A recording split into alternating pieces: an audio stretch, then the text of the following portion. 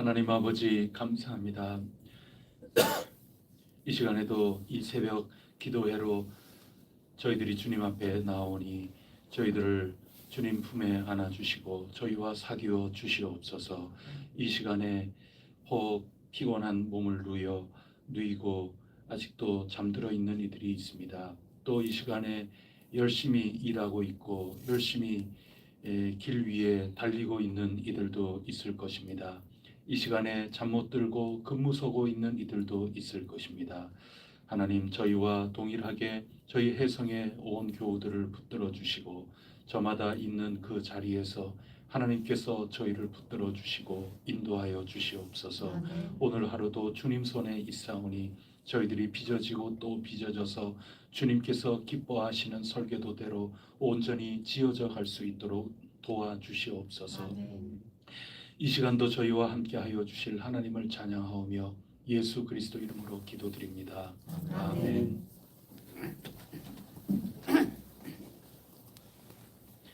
찬송가 460장입니다. 460장 함께 찬송하겠습니다.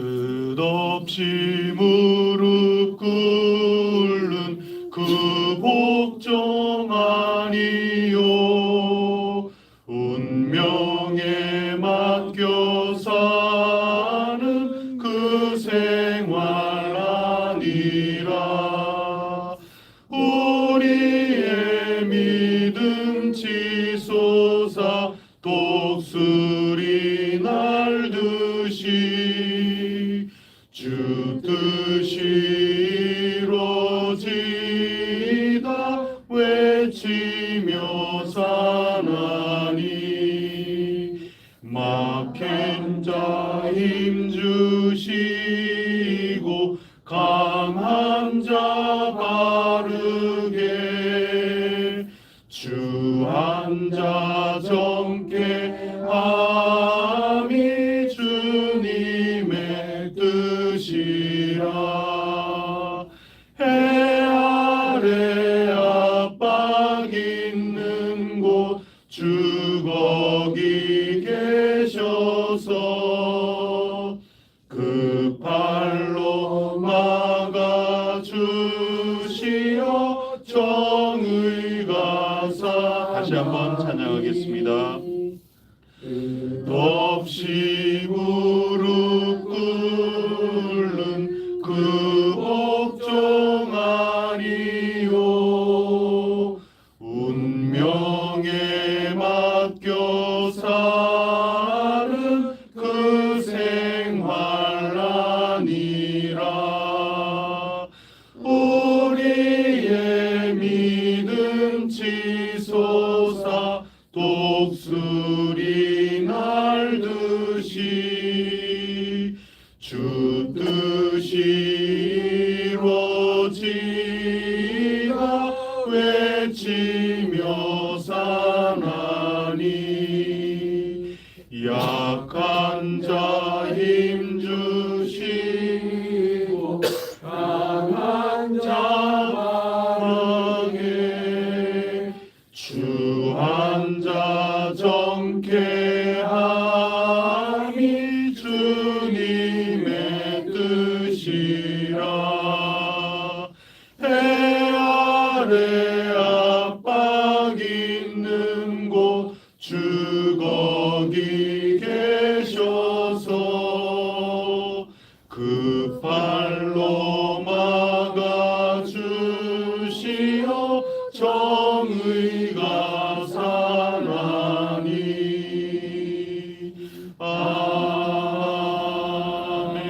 아멘. 나는 전능하신 아버지 하나님 천지의 창조주를 믿습니다. 나는 그의 유일하신 아들 우리 주 예수 그리스도를 믿습니다. 그는 성령으로 잉태되어 동정녀 마리아에게서 나시고 본디오 빌라도에게 고난을 받아 십자가에 못 박혀 죽으시고 장사된 지 사흘 만에 죽은 자 가운데서 다시 살아나셨으며 하늘로 오시어 전능하신 아버지 하나님 우편에 앉으시다가 거기로부터 살아있는 자와 죽은 자를 심판하러 오시니라. 나는 성령을 믿으며 거룩한 공교회와 성도의 교제와 죄를 용서받는 것과 몸의 부활과 영생을 믿습니다. 아멘. 오늘 우리에게 주시는 하나님 말씀은 창세기 14장 말씀입니다. 창세기 14장 말씀.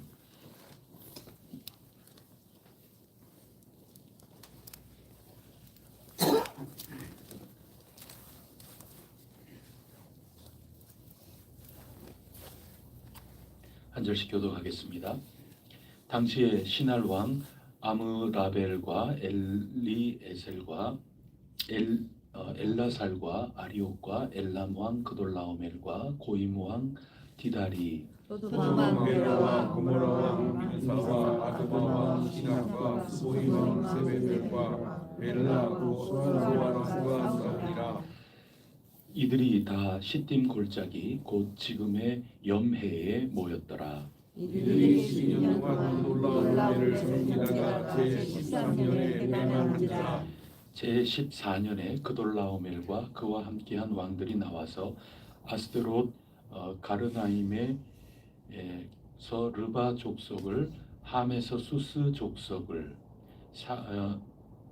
사웨 기랴다임에서 엘 족속을 치고 우리 족속을 그 산 세일에서 쳐서 광야 근방 엘바라까지 이르렀으며 그들이 돌이켜 엔미스밧 곧 가데스에 이르러 아말렉 족속의 온 땅과 하사손 다말에 사는 아모리 족속을 친지라. 소돔 왕과 고모라 왕과 아드마 왕과 스보임 왕과 벨라 고수아 왕이 나와서 시딤 골짜기에서 그들과 전쟁을 하기 위하여 진을 쳤더니 엘람 왕 그돌라오멜과 고임 왕 디달과 시날 왕 아므라벨과 엘라살 왕 아리옥 네 왕이 곧 그 다섯 왕과 맞서니라. 시딤 골짜기에는 역청동이가 많으니라. 소돔 왕과 고모라 왕이 달아날 때에 그들이 거기에 빠지고 그 나머지는 산으로 도망하매 네 왕이 소돔과 고모라의 모든 재물과 양식을 빼앗아 가고 소돔에 거주하는 아브라함의 조카 롯도 사로잡고 그 재물까지 노략하여 갔더라. 도망한 자가 와서 히브리 사람 아브라함에게 알리니 그때 아브라함이 아모리 족속 마므레의 상수리 숲을 근처에 거주하였더라. 마므레는 에스골의 형제요 또 아넬의 형제라. 이들은 아브라함과 동맹한 사람이더라. 아브라함이 그의 조카가 사로잡혔음을 듣고 집에서 들리고 명하는 자 318명을 거느리고 담까지 쫓아가서 그와 그의 가신들이 나뉘어 밤에 그들을 쳐부수고 다메섹 왼편 호박까지 쫓아가 모든 빼앗겼던 재물과 자기의 조카 롯과 그의 재물과 또 부녀와 친척을 다 찾아왔더라. 아브라함이 그돌라오멜과 그와 함께한 왕들을 쳐부수고 돌아올 때에 소돔 왕이 사회 골짜기 곧 왕의 골짜기로 나와 그를 영접하였고 살레마 멜기세덱이 떡과 포도주를 가지고 나왔으니 그는 지극히 높으신 하나님의 제사장이었더라. 그가 아브라함에게 축복하여 이르되 천지의 주제시요 지극히 높으신 하나님이여 아브라함에게 복을 주소서. 너희 대적을 내 손에 붙이신 지극히 높으신 하나님을 찬송할지로다. 아브라함이 그 얻은 것에서 10분의 1을 멜기세덱에게 주었더라. 소돔 왕이 아브라함에게 이르되 사람은 내게 보내고 물품은 네가 가지라.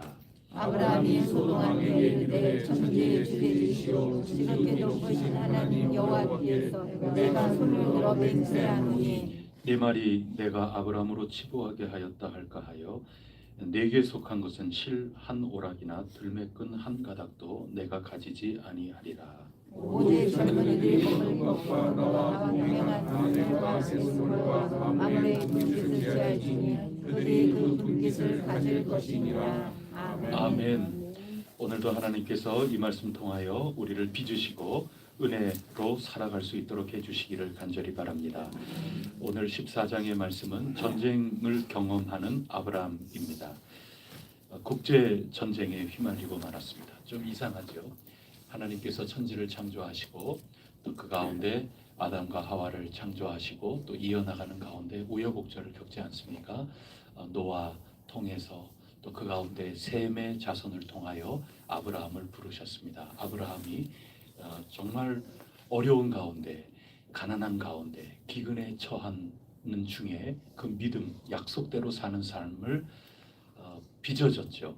그 시험을 통하여 더 정금같이 나아가게 됐습니다. 동시에 정말 부유하고 아쉬운 거 하나도 없이 번영했을 때에도 마찬가지로 시험 받아서, 연단 받아서 약속대로 살아가는 삶이 어떤 것인가. 이거 어제까지 우리가 읽었습니다.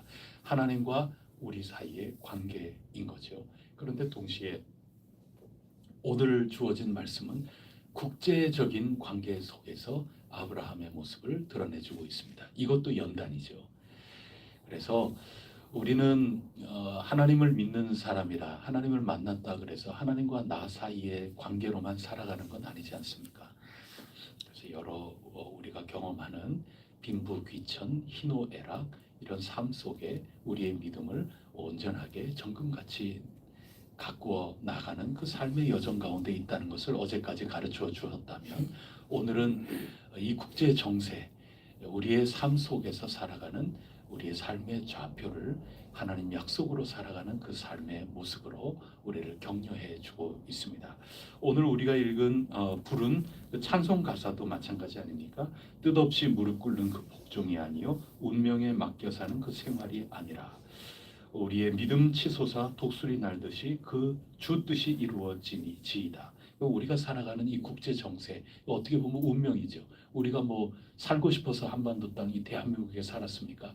우리가 그렇게 하고 싶어서 남북으로 갈라졌습니까? 지금 우리가 살고자 하는 그 방향대로 살고 싶어서 이렇게 삽니까? 그런 것 아니죠. 이 세상 주어진 현실 속에서 산단 말이죠. 그러나 뜻없이 운명에 맡겨서 사는 삶이 아니라 우리의 신앙으로 살아가는 삶이다. 이 찬송가 가사 그대로 오늘 우리를 24장에 있는 말씀 가지고 새롭게 깨우치면서 신앙으로 사는 삶, 약속으로 살아가는 삶, 또 소굴이 아니라 하나님 기도하는 집에서 살아가는 기도의 사람, 그 정의가 뭐냐, 그 사람 됨됨이가 뭐냐, 거기에 대해서 우리에게 알려주고 있는 말씀이라 하겠습니다. 여러분 영화 뜻깊게 본 영화 많이 있겠죠. 저는 여러 영화를 저는 결혼하고 나서 영화를 알았어요. 제 아내한테 배웠어요. 영화 보는 법을. 저는 그때까지 영화라는 거하고는 거의 담쌓고 살다시피 한 사람이고, 영화 보더라도 친구들이 가자 그러면 막 두들겨 부수고 막 이런 영화 보고 그랬는데, 그 다음에 제가 결혼하고 난 다음에 이 영화라고 하는 이 세계가 굉장한 세계구나. 이제 그것을 알고 영화를 보기 시작을 했는데, 그 포레스트 검프라고 하는 그 영화, 제게 굉장히 인상 깊은 영화입니다. 저는 오늘 14장을 읽으면서 그 포레스트 검프라고 하는 영화하고 겹쳐서 뭐 어쩌면 읽어 나가게 되는 걸 수도 있습니다. 물론 그게 신앙 영화는 아닙니다. 근데 그 영화가 보는 그 관점이라는 게 그렇죠. 그 영화 보면은 한 주인공이 현대사의 격동을 다 그대로 겪어요. 재미있죠. 현대사 한 중심에 전부 이 주인공이 가 있는 겁니다. 그 관점이 굉장히 좋아요. 오늘 14장을 읽는 이 성경의 관점이 그런 겁니다. 이 국제 정세 가운데 전쟁 아닙니까? 어쩌면 이 시대의 이 당시로서는 세계 대전입니다. 이 세계 대전 한복판에 아브라함이 있는 겁니다. 지금 이 세상의 국제 정세, 경제, 문화, 이 모든 것들이 있는 이 세상, 내가 살고 싶어서 이 전쟁에 휘말리는 거 아니에요. 이 세상이 움직여 가는데 나도 덩달아 거기에 끼어들 수밖에 없는 그런 존재인 겁니다. 하지만 그 속에서 약속의 주인공으로 어떻게 살아가는가, 그게 오늘 본문 말씀의 핵심 내용입니다. 거기에서도 우리 믿음은 빚어져야 된다. 하나님의 설계도대로 사는 거다. 이 세상 주어진 환경 속에서 설계도대로 사는 거다. 그게 12장 13장의 내용입니다. 그런가 하면 내게 주어진 희노애락, 빈부귀천 그것만이 아니라 그것은 내 주어진 국제 정치, 국제 사회, 이 속에 다 있는 거죠. 그런 면에서 14장은 내게 주어져 있는 이 운명과도 같은 이 세상의 표현으로 얘기하면 그런 아주 넓은 이 세계의 삶 속에 약속으로 살아가는 우리의 삶은 어떠한 것인가? 이게 14장의 핵심적인 안목이라고 할 수가 있습니다. 저는 그 안목으로 보자 이제 그렇게 말씀드리는 겁니다. 뭐 내용은 우리가 잘 아는 겁니다. 그 국제 정치 속에서 세계 대전이 벌어졌습니다. 이 세계 대전이 벌어지는 전쟁 과정 중에 롯이 그만 사로잡혀 갔습니다. 롯이 처해 있는 그 소돔 지역도 이 세계 대전에 휘말렸거든요. 그러니 어떻게 해요? 내가 삼촌인데, 그래서 삼촌으로서 전쟁에 참여했습니다. 세계 대전에 참여한 겁니다. 318명 맞죠? 318명 맞죠? 예, 318명의 자기 군대를 이끌고 이 세계 대전에 참여를 해서 조카 롯과 그 재산을 다 찾아가지고 돌아오는 그 장면, 이게 오늘 전체 본문의 내용이라고 할 수 있습니다. 이 속에서 우리가 무엇을 하나님의 음성으로 들을 수 있을까요? 그 첫 번째는 뭐냐 하면 하나님을 어떻게 부를 것인가 하는 것입니다. 우리 승리하고 이제 돌아오는 가운데 멜기세덱이라고 하는 제사장이 이렇게 찾아와서 아브라함을 맞이하지 않습니까? 그리고 축복하는 장면이 나옵니다. 18절 말씀을 우리 함께 읽어보도록 하겠습니다. 시작. 살렘왕 멜기세덱이 떡과 포도주를 가지고 나왔으니 그는 지극히 높은 하나님의 제사장이었더라. 19절입니다. 그가 아브라함에게 축복하여 이르되 천지의 주제시요 지극히 높으신 하나님이여 아브라함에게 복을 주옵소서. 그래서 이 멜기세덱은 이쪽 지역의 제사장이거든요. 나중에 히브리서는 이 멜기세덱이라고 하는 그 율법의 계통을 따르지 않는 이 사람을 가리켜서 예수님을 설명하기 위한 하나의 도구로 삼는데, 우리 그거를 잠시 뒤로 미뤄두고 이 본문 자체만을 한번 생각해 보시면 이 멜기세덱은 가나안 이쪽 지역의 제사장이거든요. 뭐가 뭔지 몰라요. 이 사람 정확한 정체를 모르겠어요. 근데 이 사람이 아브라함에게 나와서 하나님을 찬양할 때 이 하나님이라고 하는 것은 우리가 아는 그 하나님이기보다는 당시 자기 살고 있는 그 가나안 지역의 하나님을 부르는 겁니다. 가장 높은 분을 부르는 겁니다. 이게 뭐냐 하면 지극히 높으신 하나님, 천지의 주제시요 온 우주 만물을 지으신 지극히 높으신 하나님 아브라함에게 복을 주소서, 이렇게 찬양을 하고 있는 겁니다. 그런가 하면 22절을 한번 보세요. 22절은 아브라함의 고백입니다. 자, 다 같이 읽어보겠습니다. 시작. 아브라함이 소돔 왕에게 이르되 천지의 주제시요 지극히 높으신 하나님 여호와께 내가 손을 들어 맹세하노니. 아브라함이 부르는 하나님하고 또 그 지역의 제사장이었던 이 멜기세덱이 아브라함을 맞아서 세계 대전이 벌어졌으니까 자기네들도 얼마나 좋아요. 지금 물건 다 뺏어 갖고 오는 거거든요. 그러니 그 지역의 세상에 그 지역 땅에 살고 있는 제사장이 아브라함한테 고맙잖아요. 그래서 당시 하나님을 부르면서 축복하고 있는 장면입니다. 자, 이 멜기세덱이 부르는 하나님하고 아브라함 하나님하고 거의 비슷한데 차이점이 있어요. 차이점은 뭘까요?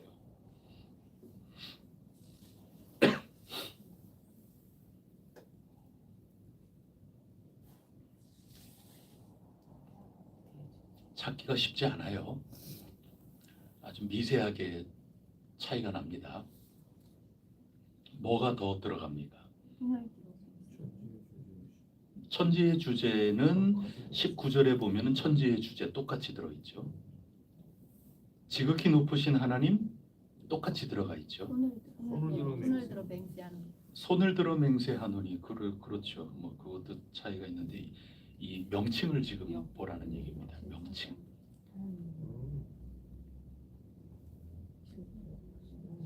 위에는 하나님, 예, 여호와입니다. 여호와가 더 들어가는 겁니다. 이게 큰 차이입니다.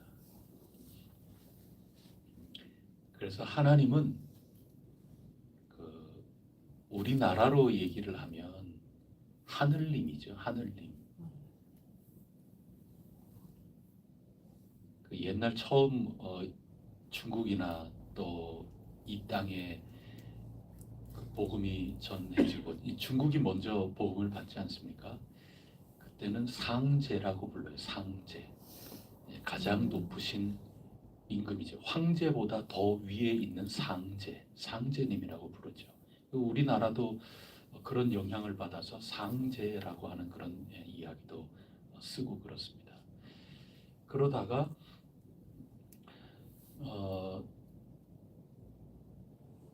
이제 우리나라가 세워지고 1948년 세워지고 또 한글로 옮기고 그러면서 하늘님이라고 이제 부르는 거죠.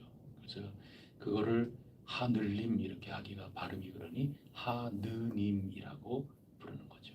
그래서 애국가도 최초에 쓰여진 그것을 보면은 아래 아자 하나님의 나자에 점 하나 찍어 놓는 거 있지 않습니까? 그렇게 찍혀 있는데 현대에는 하느님 이렇게 애국가 가사에는 되어 있는 거죠. 우리로서는 그런 겁니다. 만약에 우리 가운데 신령님이 최고 높다 그러면은 하나님을 가르쳐 주면서 처음에 이해가 신령님 이렇게 부르는 겁니다. 우리가 알고 있는 이 인지 속에서는 그게 최고 높으신 분이니까 신령님. 그래서 성경에서 하나님이라고 하는 그런 이 말 뜻은 가장 높은 이 세계에서 보편적으로 쓰는 가장 높은 분을 가리켜서 이야기를 하는 겁니다. 그러니 이 가나안 땅에 있는 이 멜기세덱은 그렇게 얘기하는 거죠. 근데 거기에서 아브라함은 나와 만나 주신 하나님을 얘기하는 겁니다. 그게 여호와 하나님입니다. 성경의 이름 차이가 그렇게 나는 겁니다. 여러분 우리 이게 바로 그 얘기입니다. 이 세상의 보편 아닙니까? 우리는 보편적인 이 세상 속에 살지만 하나님이 나와 만나 주신 것 아니겠어요? 이 세상 사람은 세상에 자기가 아는 최고의 하나님으로 그렇게 부르면서 아이고 너하고 하나님이 정말 함께 해주셨구나 이렇게 얘기하지만 아브라함은 내가 만난 하나님으로 대답하고 있다. 이게 핵심인 겁니다. 제가 어릴 때 교회 학교에서 선생님이 가르쳐 주신 게 있어요. 그건 뭐냐 하면 찬송가, 그때는 찬송가에 애국가도 나오고 이 거표지에 그랬거든요. 애국가도 교회에서 부르고 그랬어요. 제가 어린 시절에 교회에서 신앙교육 받고 자라나면서는 우리 반 선생님이 저한테 그렇게 가르쳐 줬어요. 얘들아, 지금 애국가에는 하느님, 저희들이 자꾸 질문하잖아요. 여기는 하느님이라고 돼 있어요. 하느님이라고 불러야죠. 막 자꾸 그렇게 얘기했거든요. 그때 선생님이 하나님이라고 불러야 된다. 우리는 하나님을 믿는다. 그렇게 가르쳐 주셨어요. 그래서 제가 학교에 가서 초등학교 때에도 부르면 다른 애들은 전부 하느님 이렇게 부르는데 저는 예수 믿는 사람이라고 거기에 하나님이 하나님이라니까 그렇게 하면서 저는 아이들하고 막 논쟁 벌이고 그랬던 기억이 있어요. 저는 교회가 저는 더 중요하게 어린 시절부터 됐기 때문에 학교에 가서 학교 선생님 하시는 말씀보다도 우리 교회 학교 우리 반 선생님이 하나님이 옳다 그랬기 때문에 저는 하나님 이렇게 얘기를 한 거죠. 여러분 그거예요. 오늘 지금 14장이 얘기하는 게 그겁니다. 지금 국제 정세 일반적인 이 세상 속에서 하느님이라고 얘기하면서 가장 높은 분을 하면서 우리에게 축복하고 좋은 거 얘기한다 하더라도 아브라함은 그래 너가 얘기할 때는 신령님이라고 너가 얘기할 때는 저 하늘님 가장 높은 분이라고 얘기하면서 너는 잘 모르고 그렇게 얘기하지만 그분이 바로 내가 만난 하나님이야. 예수 그리스도를 통하여 만난 바로 그 하나님이야 하면서 응답하면서 산 사람이 아브라함이라 그 얘기를 하는 겁니다. 학교는 학문을 공부하는 거기 때문에 제 신학교 때 저를 지도해 주셨던 그 선생님 그분이 지금은 뭐 은퇴하셨죠. 그 선생님이 세미나를 하면서 그분이 그런 글을 쓰셨어요. 뭐냐 하면 성경을 번역할 때 어떤 번역이 가장 옳은가 그렇게 하면서 하느님으로 하는 것이 상당히 타당하다 하는 그런 논지에 글을 쓰셨어요. 지금 천주교도 하나님이라고 부르지 않습니다. 하나님이라고 부르는 거 우리 개신교 쪽은 여전히 하나님이라고 부르고 있어요. 천주교 쪽은 하느님이라고 부르고 있습니다. 근데 제 학교에서 한참 공부할 때 제 선생님이 하느님이라고 하는 글을 쓰면서 저희가 공부하는 것과 좀 비슷해서 내가 쓴 글이 하나 있는데 그러면서 그걸 가지고 함께 얘기를 좀 나눈 적이 있는데 저는 죄송하지만 저 선생님 그 말씀에 굉장히 타당성이 학문적으로는 있는데 저는 우리 학교 우리 지금 교단 학교의 학생으로서는 저는 선생님은 하나밖에 생각을 안 하시는 것 같다고 제가 좀 맹랑하지만 그 토론할 때는 저는 그런 입장에서 끝까지 얘기를 했던 기억이 나요. 저는 하나님이라고 옳은 거 저는 우리 번역이 절대 틀리지 않다. 저는 그렇게 생각한다. 저희 신앙이 들어가 있기도 하고 그렇죠. 하느님이라는 것이 어쩌면 맞아요. 보편적으로 성경에서도 쓰니까 오늘 저 멜기세덱이 쓴 말은 하느님이라는 취지로 얘기한 게 맞거든요. 근데 아브라함은 하나님이라고 고백하고 있는 겁니다. 하나님이란 한 분밖에 없는 내가 만난 예수 그리스도를 통하여 만난 그 하나님인 거죠. 특수한 이름입니다. 하느님은 보편적인 이름입니다. 저는 하나님이라고 써야 저는 맞다고 생각이 돼요. 여기 바꾸어서 다른 의미로 보면은 그럼 주일이 맞습니까? 일요일이 맞습니까? 여러분 교회 안에서는 주일이라 그러는 거지만 세상에 나가가지고 주일이라 그러면 너 교회 다녀? 교회 댕겨? 뭐 이럴 거 아니에요. 그러면서 여러분 좀 비꼴 수도 있고 뭐 그래요. 우리는 주일이라고 불러요. 주님의 날이라는 뜻입니다. 주님 부활하신 그 날을 기념해서 우리는 예배 시간에 모이는 겁니다. 아무리 슬프고 아무리 힘들어도 이 날에는 우리 와서 기뻐하는 겁니다. 왜냐하면 주님 부활하신 그 날에 우리는 모이기로 결정을 하고 교회 역사 속에서 이렇게 모이는 겁니다. 그래서 주일날 모이는 것은 다양해질 수 있어요. 우리 문화 속에서 주일날 모이는 거지 다른 날 우리가 모일 수도 있어요. 우리 해성교회 형편이 주일날 도무지 모일 수 없는 직업군을 가지고 있다. 주일날 어떻게 모여요? 우리 주일날 못 모여요. 주일 예배를 다른 날 모여야죠. 우리 형편에 맞게끔 모여야죠. 우리는 그나마 제일 많이 모일 수 있는 게 주일날 모이는 것이 그러니까 우리가 그렇게 하는 거죠. 지금 사회가 굉장히 다원화되어 있거든요. 그래서 주일날 도저히 참석 못하는 분들이 계세요. 그런 분들은 주일 예배 전혀 못 드려요. 그러니 우리는 다양화해서 예배를 만들어 나갈 그런 가운데 살아요. 앞으로 굉장히 급격하게 그렇게 변하게 될 겁니다. 제가 뭘 말씀드리려는가 하면 그런 다양한 얘기보다도 일요일이라고 세상 사람들은 부르는 그 세상 속에 우리는 살고 있는 겁니다. 그러나 우리는 고백을 하죠. 이날은 단순히 월, 화, 수, 목, 금, 토, 일 해서 그 한 날이 아니라 우리 주 예수 그리스도께서 이 땅에 오셔서 나와 어떤 관계를 맺고 있는가. 그래서 이날은 일요일이 아니라 그것을 뛰어넘어서 주님이 부활하셔서 승리의 약속을 주신 그 날이다. 그래서 나는 이날 주님과 만난다. 주일이라는 거죠. 그게 14장의 내용입니다. 이 세상 세계대전에 급박하게 돌아가는 공동의 삶을 살지만 그 가운데에서 나와 만나주신 천지를 창조하신 이 세상 사람은 하늘님 하늘님 그러지만 바로 그 하나님이 나와 만나주신 하나님, 아담을 만드시고 사명을 주신 하나님, 이것은 해도 되지만 이것은 너의 권한 밖의 일이다 하고 나와 관계를 올바로 하게끔 하신 바로 그분, 내 조상과 만나주셨던 바로 그분, 나를 불러주시고 내가 응답했던 바로 그분, 이 세상의 그 어떤 것보다도 그 하나님, 그분으로 아브라함은 세계대전 국제정세 가운데 자기의 신앙을 분명하게 하고 있다. 그 얘기입니다. 그게 약속을 따라가는 사람의 모습이다. 이거 가르쳐주고 있는 겁니다. 그게 14장의 핵심 내용이라 하겠습니다.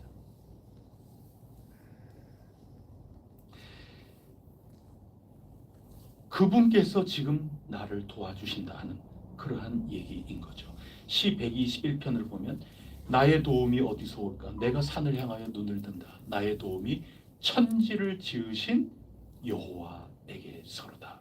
나의 도움이 어디서 올까? 이 도움에 대한 얘기지 않습니까?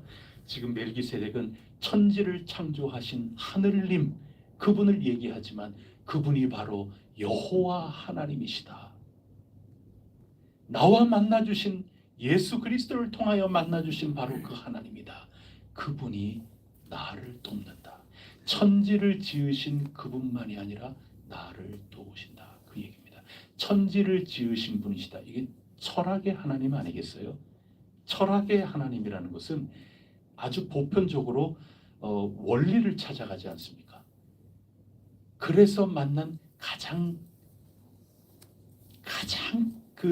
깊숙이 있는 그분, 우리가 파고들고 이 이성을 통해서 가장 그 위에 하나님, 그 위에 하나님, 그 위에 하나님, 또 만물을 관통하시는 그 원리로서의 하나님, 그것을 철학이 얘기한다면 그게 온 우주 만물이 있게 한 창조주 하나님이죠. 그 하나님이 그냥 내 머릿속에 이론적으로 논리적으로 계신 분이 아니라 나를 도우시는 하나님이다. 그게 시편의 하나님이 그런 하나님입니다. 그래서 내가 천지를 지으신 여호와께서 나의 도움이 그 천지를 지으신 그분에게서부터 온다, 그 얘기죠. 그래서 이 세상에 알고 있는 그냥 개념적인 그 하늘님, 그 하나님, 그 하늘님 속에 우리는 살 수밖에 없지만 그분은 저 멀리 계신 하나님, 보편적인 이 세상의 원리로서의 그 하나님, 철학의 하나님, 머릿속에 있는 이론의 하나님, 그분이 아니라 성경은 계속해서 반복적으로 말씀하시는 겁니다. 그분이 이스라엘 백성들이 만나는 여호와 하나님이고, 그분이 나의 도움이 어디서 올까 할 때 나를 구체적인 삶 속에 나를 붙드시고 도우시는 하나님이라고 성경은 고백하고 있는 겁니다. 그거를 배우는 게 신앙을 배우는 겁니다. 그렇게 고백할 수 있어야 된다는 겁니다. 그분을 만난 겁니다. 우리는 예수님을 통하여 그 하나님을 만난 겁니다. 그래서 그 하나님이 우리가 살아가는 삶 속에 하나님이시다 가르쳐주는 거죠. 그러면서 마지막에 보면은 소돔 왕이 아브라함에게 얘기합니다. 이거 당신이 이게 세계 대전을 끝내줬네요. 그러면서 사람들은 포로로 잡아온 그 사람들, 그분들은 우리에게 이제 다 인계를 해 주시고 그 전리품들 이런 것들은 당신이 이렇게, 우리는 패배했지만 당신이 이겼으니까 당신 다 가지세요. 그런 얘기를 하지 않습니까? 그때 아브라함이 나는 이것을 받지 않겠다 하면서 대답을 하고 있습니다. 그때 한 말이 23절입니다. 다 같이 읽어보겠습니다. 시작. 내 말이 내가 아브라함으로 치부하게 하였다 할까 하여 내게 속한 것은 실 한 오락이나 들매끈 한 가닥도 내가 가지지 아니하리라. 아멘. 이게 아브라함 얘기가 정말 그렇지 않습니까? 아브라함 내가 저렇게 잘 되고 부자가 되게끔 한데 내가 그렇게 해줬기 때문에 그래. 그러면서 자기 그런 것을 이제 드러내죠. 그런 말 듣지 않도록 하기 위해서 아브라함이 하나도 가지지 않았다는 그 얘기입니다. 여러분, 이게 무슨 뜻인가요? 아브라함이 이 돈 거래를 정확하게 하려고 해서 이렇게 했다, 그런 뜻이에요? 단지 그 뜻이 아닌 거죠. 여기에 엄청난 저항이 들어가 있는 겁니다. 이것을 우리는 정치라고 부르는 겁니다. 이게 진짜 정치입니다. 정치의 정의를 잘 해야 돼요. 정치라는 것은 사람과의 관계고 내 삶을 이런 제도, 이런 틀거리 속에 나를 지켜나가는 것이 정치 아니겠어요? 정치를 잘못 배우면 엉뚱하게 정의를 내리는 겁니다. 여기에 정치가 있는 거고 여기에 저항이 있는 겁니다. 지금 우리가 12장, 13장, 14장에 내려오면서 지금까지 살펴본 모든 것들은 치열한 전쟁이거든요. 설계도를 잡는 겁니다. 정치가 여기에 있는 겁니다. 이 말 속에 무슨 뜻이 담겨 있겠습니까? 내가 지금 먹고 사는 것은 소돔 왕 때문이라는 겁니까? 아니라는 거예요. 그냥 단순히 너희가 아는 하늘님, 그분에게서부터 온다, 그것도 아니라는 거예요. 여호와 하나님, 내가 만난 그 하나님, 나를 부르시고 약속해 주신 바로 그 하나님, 그 하나님이 나를 없다가도 있게 해주시고 내 삶을 도와주시고 내 삶을 책임져 주시는 분이다 하는 그것을 놓치지 않기 위해서 지금 소돔 왕이 나에게 주는 전쟁에서 이긴 이 전리품 하나도 내가 갖지 않겠다, 그 얘기입니다. 이거 엄청난 저항이죠. 12장 13장 내용과도 똑같은 겁니다. 내가 내 아내를 누이라고 해가지고 이 기근 속에서 내가 먹고 살겠다, 내 도움이 나의 처세에서 오는 것도 아니고 내가 애굽 땅으로 왔기 때문에 그 판단 때문에 내가 잘 사는 것도 아니고 내 아내 덕을 보는 것도 아니고 내가 양과 소와 이것이 많았기 때문에 그런 것도 아니고 내가 이 모든 것들을 포기한다 하더라도 하나님께서 내 눈을 들고 동서남북을 다니면서 이 모든 것들을 주시는 하나님의 약속, 오로지 그것 때문에 나는 사는 거다. 내가 고향과 친척, 본토, 아비집을 다 버린다 하더라도 내 앞날, 내 미래는 하나님께서 붙드신다. 이거 고백하고 있는 거죠. 지금 단순히 동관계 철저히 하겠다는 얘기가 아닙니다. 그 동관계 철저히 하는 것을 통해서 내가 너 때문에 잘 됐다, 나 그거로 사는 사람이 아니다. 나는 하나님이 나를 돌봐주신 거다. 그런 겁니다. 내가 어떻게 해줘서 해성교회가 지금 여기까지 있게 됐다, 내가 어떻게 해서 김상영 목사 살아났다, 뭐 별의별 얘기할 사람들 상당히 많지요. 그 가운데 우리는 여호와 하나님을 고백하는 겁니다. 저마다 소돔 왕이 되려고 하는 모든 이들, 저마다 뭐 별의별 뭐 얘기들을 할 수 있고 별의별 치사 다 할 수 있고 뭐 우리가 정말 잘했다 이런 생각할 수도 있고 그렇지만 우리 해성교회는 분명히 고백해야 될 게 있습니다. 우리가 만난 하나님, 천지를 지으신 여호와께서 우리를 도우시고 이끄시는 그 하나님이라는 겁니다. 이게 지금 창세기 1장부터 오늘에 이르기까지 일맥상통하면서 오는 겁니다. 이걸로 우리 설계도를 다시 짜야 된다, 그 얘기를 하는 겁니다. 국제 정세에 우리가 처해 있는 모든 바깥의 모든 삶, 우리는 그것을 떠날 수가 없는 겁니다. 일요일이라고 모든 사람들이 얘기하고 일요일이라고 얘기해줘야 알아듣는 그런 세상 속에 살고 있는 겁니다. 우리가 처해 있는 가운데 이 나라가 전쟁에 휘말리면 우리도 전쟁에서 살아갈 수밖에 없는 거고, 이 나라가 경제적으로 어려우면 그렇게 살아갈 수밖에 없는 거고, 여러 가지 이 정세 속에 사는 겁니다. 그게 찬송가 가사의 운명입니다. 운명, 어떻게 보면. 하지만 우리는 운명에서 살아가는 사람이 아니라 약속을 믿고 살아가는 사람이다. 그것을 우리에게 가르쳐주고 있는 거고, 그 가운데 아브라함이 똑같이 그 말을 똑같이 천지의 주제 신 그 하늘님으로 고백하는 게 아니라 내가 만난 바로 그 하나님, 나를 부르시고 내가 기근에 처했을 때나 번영 가운데 처했을 때나 나로 하여금 올바로 약속을 믿고 살아가는 믿음의 발걸음이 되게 해주신 바로 그 하나님께서 오늘 이 세계대전 가운데에서도 나의 인생, 우리의 인생을 사로잡아 주셨고, 나 이 하나님만 믿고 살기에 너가 나에게 이 돈다발을 가지고 온다 하더라도 나는 내 하나님을 믿고 사는 그 삶, 그것이 흔들거리는 한 난 그거 거절하겠다. 오직 나는 약속으로 산다. 오직 나는 여호와 하나님, 그분이 나에게 불러주신 그 부르심에 합당하게 나를 불러주신 그 하나님을 나는 오로지 붙들고 산다. 너 때문에 사는 게 아니다. 너희의 도움 때문에 내가 산 게 아니다.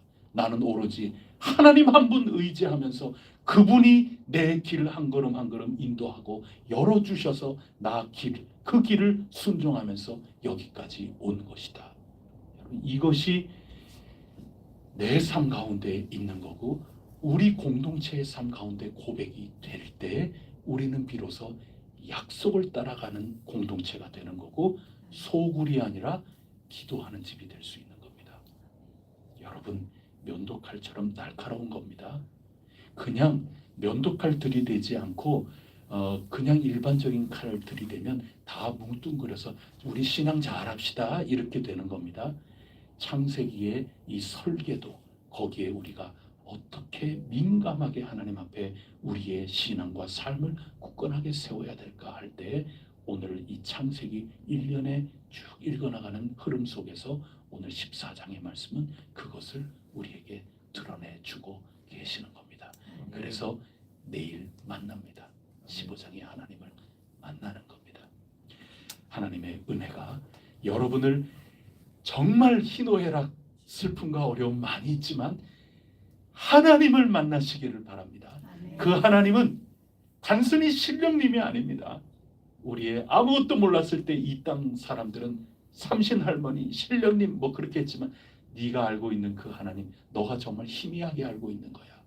우리 주 예수 그리스도를 통하여 얼마나 우리를 사랑해 주셨는지, 우리의 아버지가 되시는 바로 그 성경이 가르쳐 주시는 그 하나님, 바로 그분이 네가 지금 의지하려고 하는 가장 희미하게 알고 있는 그 하나님, 그분이 바로 이 하나님이야.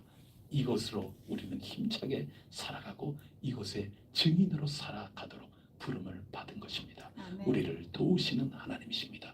우리의 미래를 붙들어 주시는 바로 이 하나님, 이 하나님을 굳건하게 믿으시고 오늘도 기쁨의 찬양, 감사, 간증, 확신을 가지고 주어진 삶을 승리하며 살아갈 수 있기를 축복합니다. 아멘. 기도 드리겠습니다. 하나님 아버지, 천지를 지으신 하나님, 삼재님, 저 하늘님, 우리 이 땅에서도 하늘님 무서운 줄 알고 비가 안 오면 하늘님을 찾았고 하늘님 그러나 그들은 연약하여서 하늘님을 찾았지만 저희들은 알고 있습니다. 예수 그리스도를 통하여 아버지를 만났습니다. 그 아버지께서 천지의 주제가 되시고 바로 그 하나님께서 저희들을 사랑으로 인도하여 주시고 내 눈을 들어 산을 쳐다본다 하더라도 이 온 천지 만물을 지으신 그분께서 나를 도우시는 긴밀한 관계 속에 계신 그 하나님이라는 것을 알게 하여 주셔서 감사합니다. 이 세상 그 어떤 것도 우리 주 예수 그리스도를 통하여 만난 이 하나님을 대신해서 저희들을 도우신다 이런 말 할 수 없도록 저희들 깨어 있도록 주님께서 도와주시옵소서. 기능적으로 하나님을 알지 않기를 간절히 원하나이다. 내가 돈이 궁핍한데 돈이 이렇게 왔으니 그것이 하나님이다. 나를 돕는 이 사람이 나타났으니 그 사람이 나에게 하나님과 같았다.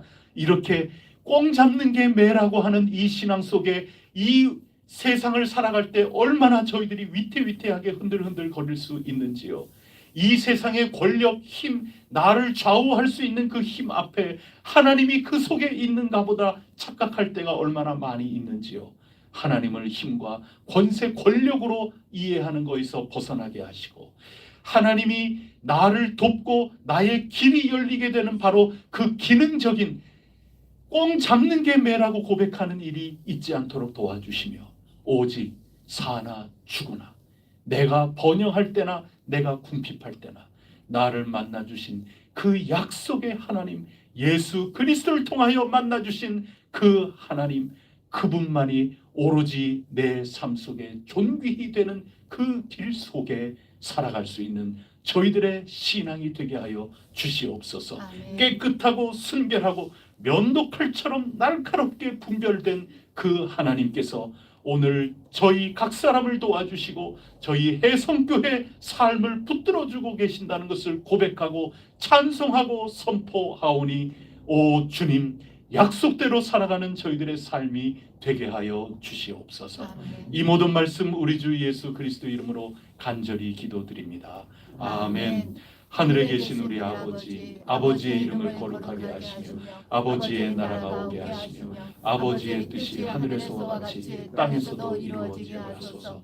오늘 우리에게 일용할 양식을 주시고 우리가 우리에게 잘못한 사람을 용서하여 준 것 같이 우리 죄를 용서하여 주시고 우리를 시험에 빠지지 않게 하시고 악에서 구하소서. 나라와 권능과 영광이 영원히 아버지의 것입니다. 아멘. 우리의 자녀 손들을 위하여 기도하겠습니다. 이 말씀을 붙들고 이 세상 참으로 이 넓은 이 세상 공통으로 보편으로 살아갈 수밖에 없는 우리의 일반적인 이 세상 속에 노출되어 있는 우리의 자녀 손들이지만 그 속에 중심이 살아있게 하옵소서. 저희들이 만나서 그들에게 가르쳐주고 이어준 이 복음 속에 만난 이 하나님, 그분을 가슴속 깊이 아로새기고 그분에게 부족함이 없도록 그분 의지하고 그분만을 신뢰하면서 이 세상을 온전히 승리하게 하옵소서. 우리 잠시 중보하고 각자 하나님 앞에 소원을 아뢰며 오늘도 지혜와 힘을 얻어 살아갈 수 있기를 바랍니다. 기도하시겠습니다.